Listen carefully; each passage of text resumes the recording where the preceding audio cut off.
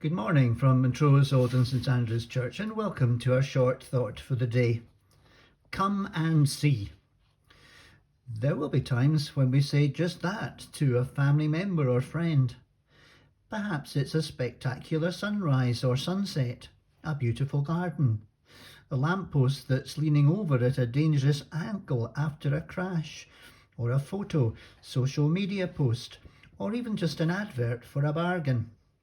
Actually, most people are very good at the latter, not only those of us who are Aberdonians. So, why do we want others to see?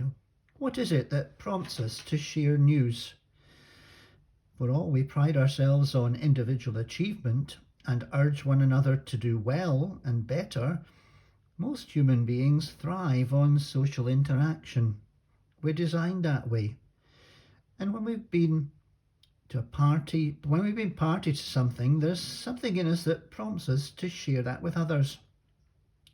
Jesus knows that, and his whole strategy is based on each of his followers passing on the good news.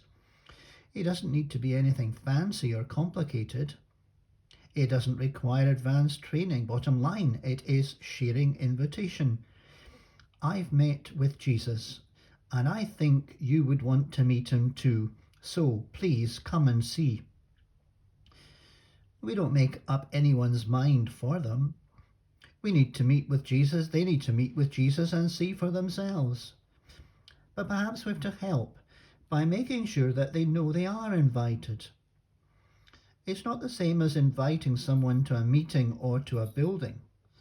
That could be the beginning, but just as a boy or girl might introduce the new love of their life to their friends or parents, they are not introducing them to an institution. The fact they are boyfriend or girlfriend is, by the way, more significantly, the boy-girlfriend is a real person, called whatever their name is, and their family and friends need to get to know them as they are. We and those we invite to meet Jesus need to get to know him as he is, not just as a title, an institution. Usually, folk will give others a break, will allow time to get to know one another. Perhaps I'm making a plea that we give everyone the opportunity to meet with Jesus and not assume that they've had an invite, not assume that they've already made up their mind that they want nothing to do with him. And even if they give that impression, have they really given up on Jesus, or is it the institution they don't like?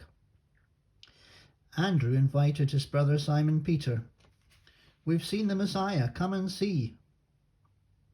Can we make sure that our lives are attractive enough in our kindness and concern that folks might respond to an invitation to meet with Jesus? Let's make sure that everyone knows that the invitation is for them and that it comes from Jesus himself. We're just passing it on. Thanks for joining us. May the Lord bless you. Amen.